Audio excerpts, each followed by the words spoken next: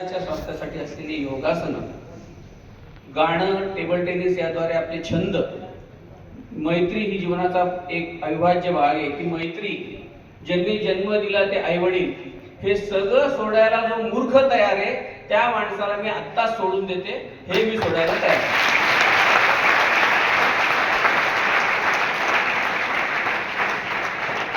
जरा अवघड शब्द आहे पण लक्षात ठेवा, याला म्हणतात मुत्सद्दी युवती, मराठी शब्द आहे.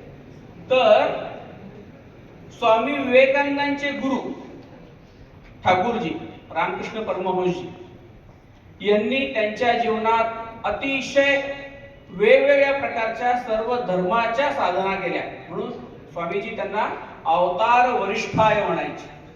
तुमचं सगळ्यांचं भाग्य असं आहे की इथून थोडं पुढे गेले की रामकृष्ण मिशनचा मठ आहे, कधीतरी एखाद्या वेळेस जाऊन येत जा. तिथे संन्यासी महाराज आहेत आणि सगळे संन्यासी महाराज हायली क्वालिफाईड आहे, म्हणजे पदवीधर, उच्च पदवीधर, हायली क्वालिफाईड आहे. ठीक आहे, कधीतरी जाऊन भेटत चला. तर अशा ठाकूरजींनी एक दिवशी स्वामीजींना बोलवून घेतलं आणि सांगितलं, स्वामीजींचं लहानपणी नाव काय होतं?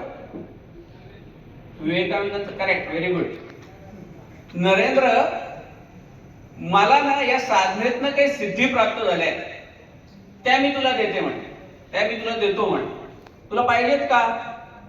बघा स्वामीजी काय म्हणले, गुरुदेव, त्या सिद्धींमुळे मला ईश्वर प्राप्तीत काही फायदा होईल का?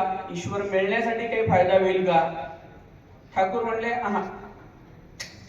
सिद्धीचा आणि ईश्वर प्राप्तीचा संबंध, पण तुला जे कार्य पुढे करायचंय त्याच्यासाठी काय लागणार?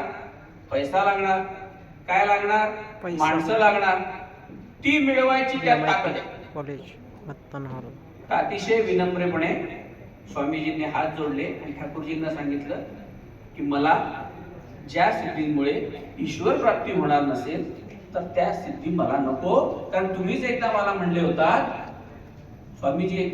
स्वामीजींना ध्यानाची सवय लहानपणापासून होती. ठाकूरजींचे ते शिष्य झाले आणि मग अतिशय उच्च अवस्थेला त्यांची साधना गेली आणि एक दिवशी ते ध्यानात एवढे रमायला लागले की ते विसरून गेले की आपलं पुढचं काम काय, ध्यानच करत बसायचे. एक दिवशी ठाकूरजी आले तर म्हणाले, अरे किती स्वार्थी निघालास, स्वतःच्या आनंदात मग्न झालास, हे बाजूला सगळे दीन दलित सगळे आहेत, त्यांची सेवा कोण करणार? स्वामीजी म्हणलं, ते माझं पिंड नाही, माझा स्वभाव नाही, मला ते जमणार नाही. तेव्हा ठाकूरजी त्यांना म्हणले होते, तू काय नाही करणार, तुझ्या हडांकडनं मी करून घेईन. स्वामीजींनी त्या वचनाची आठवण ठाकूरजींना करून दिली, तिचं कार्य तुम्ही माझ्याकडनं करून घेणार आहात आणि या स्थितीचं ईश्वर बाबतीत कामाच्या नाही, तर मला या स्थिती नको. यसाजी कंक नाव ऐकून आहे?